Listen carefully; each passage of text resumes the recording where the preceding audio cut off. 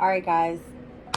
Our Venus, my last reading was for Virgo, was very detailed on heavy relationship energy. All right, so the energy is going to be shifting over in just about a few minutes here. But we're going to be stepping into the energy of Mercury. Mercury in Aries in its pre-shadow period for the retrograde, all right? That's coming up on April 1st. And Mercury in Aries energy is definitely semi-squared over to Saturn and Neptune's energy in Pisces. Okay. Let's see here. I want to talk a little bit about tomorrow's energy, which is Easter. All right, I'm probably not going to jump on tomorrow, guys, so I'm going to try to get you guys this reading out the way now. We're going to have the moon in Sag trine over to Chiron in Aries, trine over to Mercury in Aries, but it will square Venus in Pisces and Neptune in Pisces. Okay, there will be a quintile over with Mars in Pisces as well. All right, there's an in conjunction here with the energy of Jupiter in Taurus, as well as Uranus in Taurus. All right, so be prepared for that energy of discord when it comes to Taurus's energy, which has a lot to do with, like, if you're working on something creatively, if it has to do with possibly like finances, that type of thing.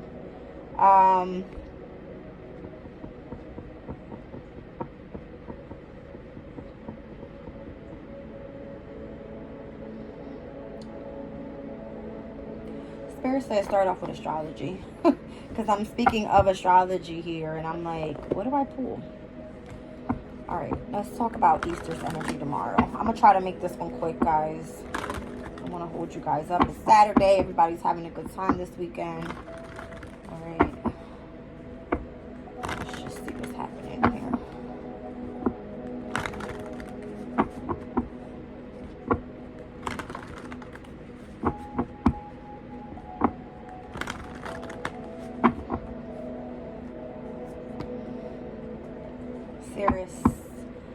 So Sirius's energy is currently in Capricorn, down at the bottom of the deck, progressions with Journey. All right. Sirius has a lot to do with like parenting, being very nurturing. It has a lot to do with the energy of the food we eat. All right. It's kind of giving me like that whole mothering energy, right? Like, if it's calling for a rebirth of something. All right, this is like you taking care of your body, your children.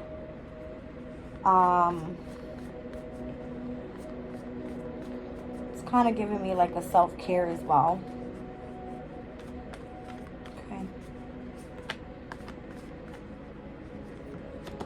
Yeah. Wow. So Sirius in Capricorn, and Capricorn comes out. All right, who's on the bottom there? Chiron. So whereas tomorrow's energy, there will be a trine with Chiron, right? Because the moon is in Sag, fire element. Chiron is in Aries, fire element. All right, something just spoke to me about Chiron's energy towards the energy of Capricorn, right? Two cardinal energies here. All right, so this is speaking about you needing to heal something pertaining to a specific achievement that you may have been nurturing. Okay, this is what it's giving me. May have been a very intense time in order for you to try to do this with the progression cards there. All right, it's part of your journey. Everything isn't always so sweet. All right, when things are coming together, it requires lots of hard work and determination. All right, Capricorn's energy is one that is very focused on drive and ambition. Okay, so let's look forward to the future energy here. All right, so trine, sextile, symbiosis energy, just meaning that the energies in the near future will be auspicious. It will bring in good luck, fortune, all right? Positive energies. It will bring in harmonious energies, all right, things that are more compatible, I feel, with people, places, and or projects that you're meant to collaborate with. I have Aquarius down at the bottom of the deck here, all right, with Imam Koli. Imam Koli has a lot to do with the energy of your origins, your roots, all right, the way that you grew up, how you grew up, what kind of built you together as this person that you're presenting yourself as today. All right, so Capricorn necessarily is the Saturn energy. It requires a lot of maturity. All right, with Sirius energy being here, this is just representing how you've been nurturing yourself as you've been maturing, is what it's giving me, and how you've been able to overcome and heal specific energies in your life, and how the trines and the sextiles within the energies have been helping you overall become more so compatible with being able to come out again and collaborate with other people. All right.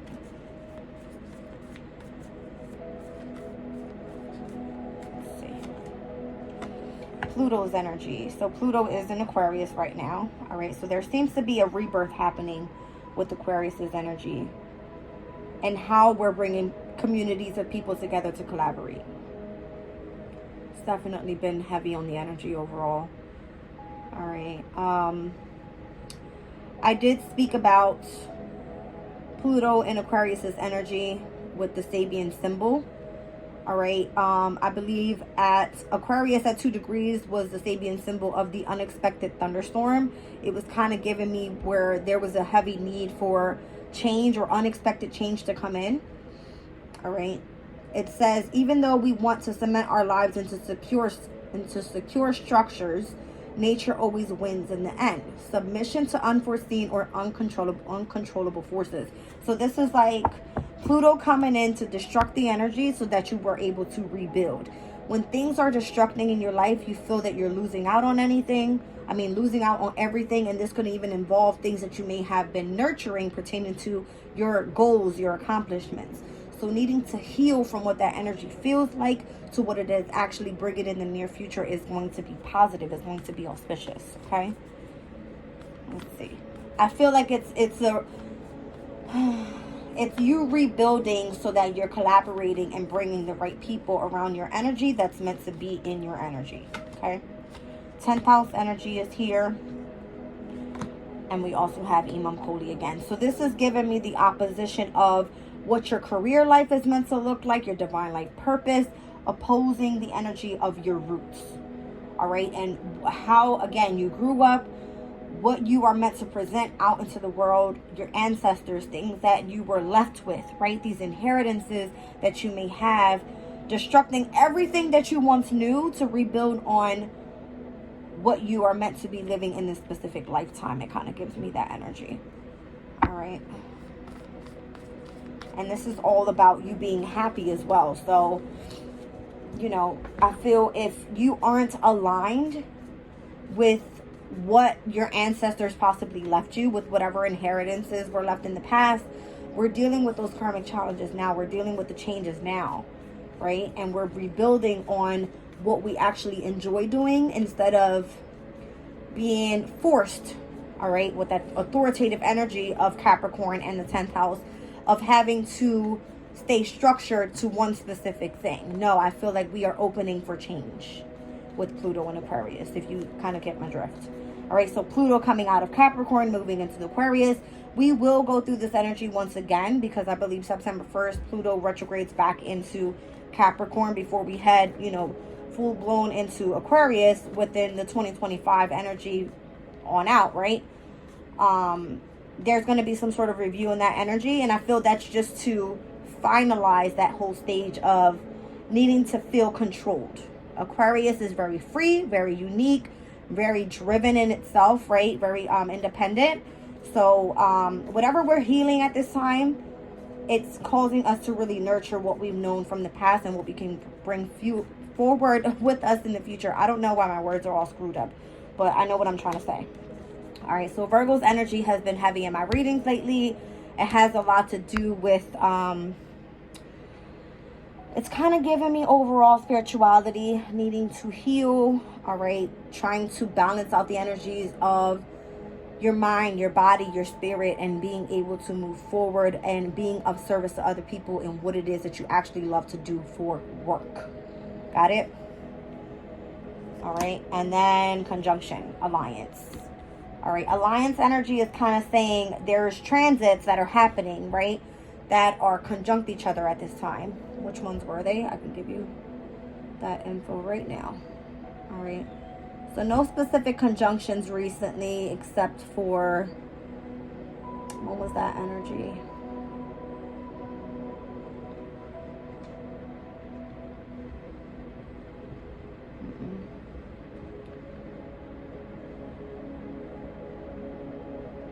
It started like right after the spring equinox happened. So it was where Mercury and Chiron were conjunct, okay? So again, this has a lot to do with like the people that we're communicating with, all right, pertaining to our healing journeys, that type of energy. We had Venus conjunct Saturn, Venus and Saturn, obviously, Venus and Saturn both in Pisces, and then Mercury and Chiron both in Aries. These energies to each other, they are technically semi-sextiled. All right, so those energies technically were working really well with the moon in Leo. Leo's all about like self-expression, creativity, joyfulness, happiness, harmoniousness, like that type of energy, bringing in the energy of peace.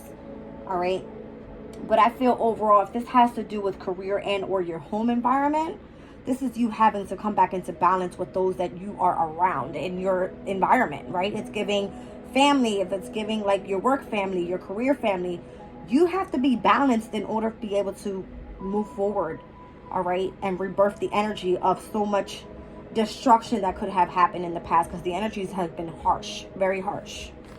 All right, let's look forward again a little bit more into the future energy, because that was pulling me back to the very beginning of the spring equinox, which happened on the 19th and the 20th. Taurus's energy, cultivating. Down at the bottom of the deck, descendant. So here we have the house that's ruled by Libra, right? The descendant is the 7th house, has to do with relationships, commitment, partnerships, contracts, all right? Taurus's energy can speak about creativity, all right? It can speak about values. This can speak about, you know, something creative, beauty, artistry, like anything that involves a community of people that comes together.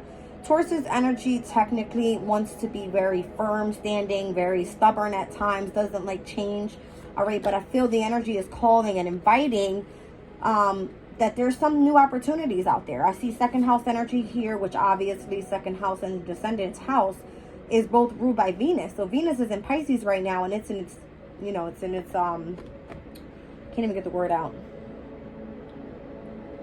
Oh, it's in its exaltation. It feels very comfortable there. It's there creating happiness and comfort when it comes to energy of love, imagination, creativity, that type of thing, all right?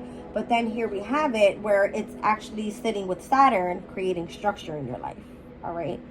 Which the structure is actually teaching you how to move forward. I have the 3rd house here as well on the bottom of the deck. It's getting you ready to how to deal with the energy of how to communicate out into the world.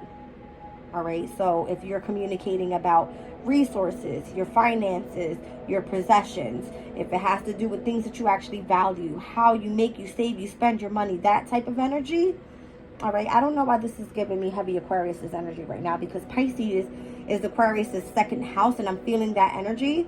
All right, and for Aquarius, Aries is the 3rd house. So this is kind of telling me a story of what the energy may have been feeling like for specifically in Aquarius, or at least the Aquarius energy that we've been feeling since Pluto has been in Aquarius, if you catch my drift. All right, that's what it's feeling like for me, especially because Taurus is in the house of Imam Koli here.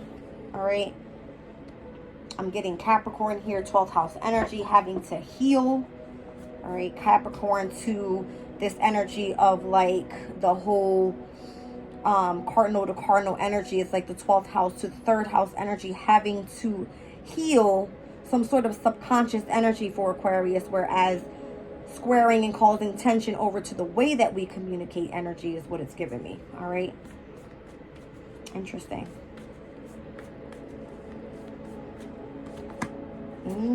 Solar calm. It's like things are calm right now. It's kind of giving me like the calm before the storm, right? We spoke about Pluto and Aquarius bringing about some specific thunderstorm. All right, an unexpected thunderstorm. It's crazy. Okay. The calm before the storm. That's what I'm getting to name this reading here. All right, act. Aries energy. With Leo down at the bottom of the deck. Heavy fire element here as well. And the energy today anyway, with the moon being in Sag. All right, Aries, Leo, Sag energy here. Yeah, as I say that, 9th house, Sagittarius' house. So exploration. The exploration of passion, maybe. All right, or that inner spark that you feel. It's kind of that's what I'm seeing here. All right, with the actual oracle. I'll pull some tarot real quick with you guys. Let's do light seers.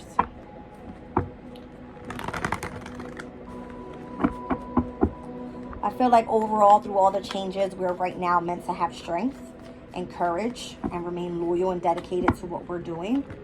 All right, I've been saying this a lot in my readings, and a lot of people are like, what is she saying? You know,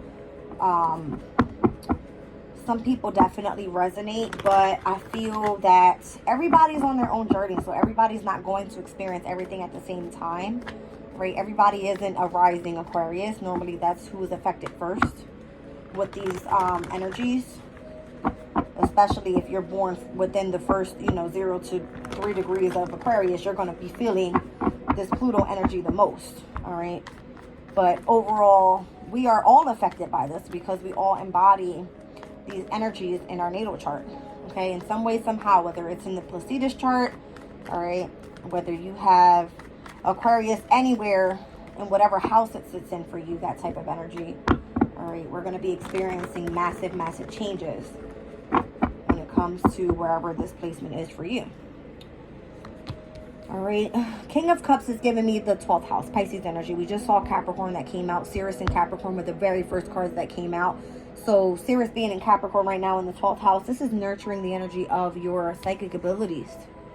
All right, your connection to the subconscious, which is leading you to be able to emotionally tap into your intuition so that you can fully tap into your spirituality. Is kind of what it's giving me.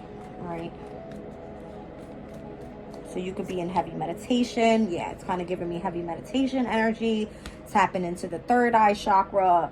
All right, it's giving me illuminating the connection that you have to the divine and that spark that you feel. And there's Aries with the Emperor. I feel like the Emperor is power. The Emperor is boss. The Emperor is father-like. All right, the Emperor is someone that is there to guide you, someone that has experience. You know what I mean? So maybe you're turning into this type of energy as you have gone and experienced these unexpected thunderstorms in your life. All right, the Devil and the 8 of Wands coming out for the past energy. Again, the 8 of Wands can speak about like fast incoming communication, sudden changes happening in your life, the exposure of what the devil energy is, or at least having to face what that is. All right, the 8 of Wands is the sun in Sagittarius energy.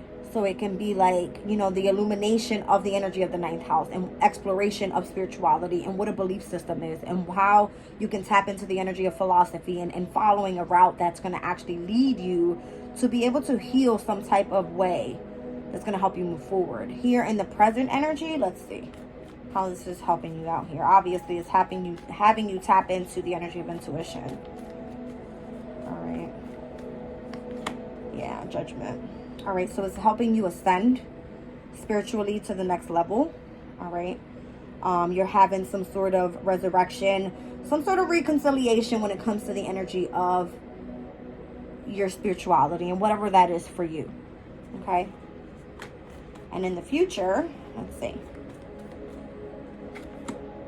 2 of Swords. I see you not being afraid to face fears anymore.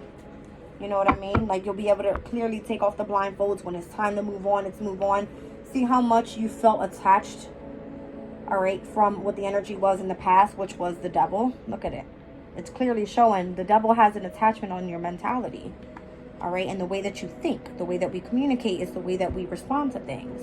If you respond in your mental state of negative, I can't do it, I can't this, I can't that, I can't should never exist in your vocabulary. What movie is that? I don't know, but that's what came to my mind. There's a movie that, like, their guy goes, you know, I can't should never be in your vocabulary. It's I can. The I can energy is what? It is the energy of the root chakra heading into the energy of the sacral chakra. It's where you know you need to be rooted, having a stable foundation on what you believe you need to move forward with, being grounded with that energy. All right. And sacral chakra is understanding what it is that you can manifest by utilizing the energy of creativity and intimacy towards the energy of what you're passionate about. All right. So facing fears and moving forward from the energy of attachment, all right, is what I see for the future.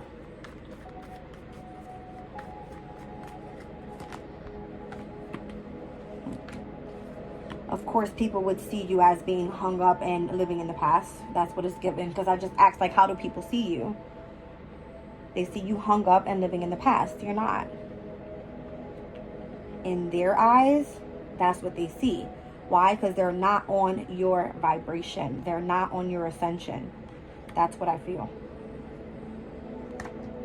In the environment around you, you have felt the energy of feeling not left out, not feeling that you fit in, not feeling that you are left alone. I feel it's just knowing that you're different than other people. You see, I said something about the energy of the chakras. There it is. All right. You have this energy of meditation where you are probably sitting by yourself in solitude, in isolation. Why? Spirit separates you from those people that aren't supposed to be on your path. All right. So you may feel that the energy in your environment is discontent and boredom, but it's allowing you to fully disconnect and ascend. That's what it is. I just heard some sort of beeping in my ear. Whoa. It's showing you what strength is and how to be able to move forward from what, that's what I'm saying. If this is how you fear in the future of having to move forward, that will be no longer. It's going to show you how to detach from the energy of the devil. All right. And how do you do that? You remove yourself. All right. You remove yourself. That's what it is. All right. So what you gain here is actually, number one, confidence, self-esteem. You learn how to understand who you are as a person. You understand that you are strong, that you are courageous, to be able to even take a step back to move forward. Because if people see you as hangman energy, that makes you realize that you are different, or at least that you dare to be different. Because a lot of people don't dare to do that. People want to fit in so bad so that they are accepted. You are okay with not being accepted because you accept who you are as a person individually. All right, independently. Okay, here we go. Overall for the reading, and then I'm going to let you guys go. This is all about you planning for a new future.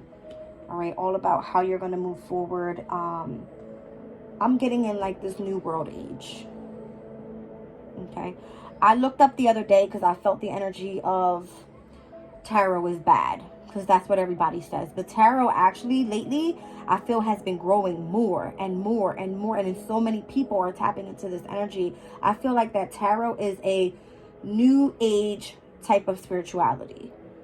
All right. Where it allows people that are not religious, all right, that have no clue about nothing that has to do with a Bible, a specific religion. As long as you have the attachment to spirit and understanding that you are fully supported with your angel guides, all right, whoever your spirit guides are, those that are looking after you will show you signs and synchronicities that they're there and they're supporting you. Even if it's just your ancestors, your roots, those that are, I feel that's the unexpected thunderstorm. It's like maybe you weren't expecting this to happen. Aquarius's energy is innovative. It's very scientific. How can you move forward in the energy of destruction, innovatively, independently. Tapping into the energy of coming out of the 12th house to the 1st house. How are we presenting ourselves? After going through a destruction when it comes to this is what we're meant to believe. We're being controlled to believe that we are meant to live in the life of religion. All right? To live in a life where we are meant to believe only one thing in one Bible, or, you know, however it was that you grew up. Even if it was however your ancestor wanted you to grow up. You have your own way of believing in things now. New age spirituality, new age tarot, new age, however you want to call it. All right, I feel that's the future. I'm going to pull one more on that. I'm feeling like even if you're just exploring what this is for you, all right, it's leading you to the right thing. And it's leading you to open your heart space up. And I feel that's where it first starts. All right. The Ace of Cups energy has to do with self. Yeah. And you just wanting to just explore what passion feels like. Or at least the intimate attachment that you have to a specific spirituality. All right. Queen of Wands. Wow. What a big jump from the Page of Wands to the Queen of Wands, right? Don't allow people to make you feel like you're hung up, because you're not. You clearly know which path you want to take here. You clearly know that you're stepping into, or at least your goal is to step into Emperor energy. All right, by tapping into this King of Cups energy first. All right, so it has a lot to do with your spirituality, with your intuition, how you need to feel emotionally supported. All right, that inner spark that you have, the ascension that you feel, all of this shows you that you're on the right path, is what I feel. All right. Do I have time for an oracle? Yes. All right. Let's see what comes out of... Let's do the Dream Oracle deck. Dream Oracle normally rules over 12th house energy. All right. I'm going to be working on getting some new decks so I can keep tapping into different energies.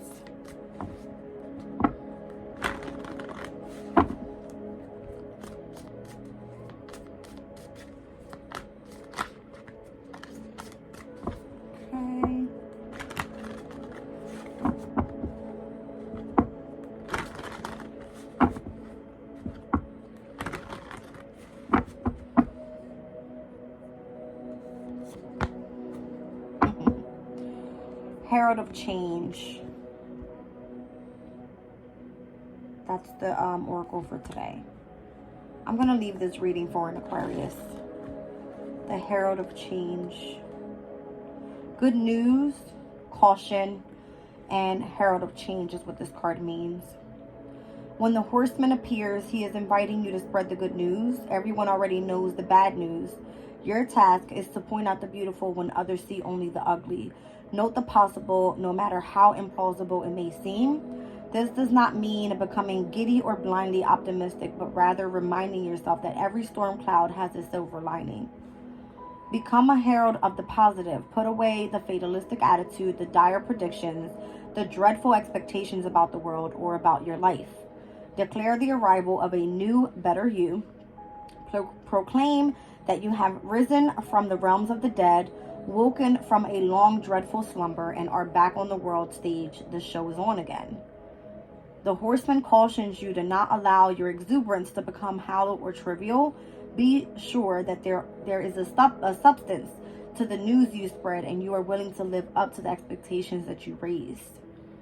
The world will become you with open arms as you share an uplifting message. Heed the Horseman when he shows up once, for he bears good news and is announcing a prosperous and peaceful time. When he shows up twice in the same reading, though, use extreme caution. If you heed his warnings, all will turn out well. All right, so it seems like you could be a knight on one of the horses, all right? Whether you are the Knight of Wands, the Knight of Cups, okay? You could be the Knight of Swords, don't play with me energy. Or you could be the Nine of Pentacles and being really cautious in the way that you move forward and the message that you're spreading here. All right? So I feel that you could be a messenger of change, okay? And maybe that's what your goal consists of here. Interesting, because today is the 30th.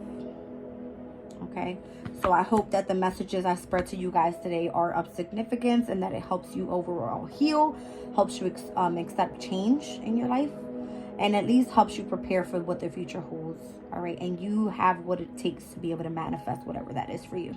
All right, I love you guys. I'm going to leave the reading there.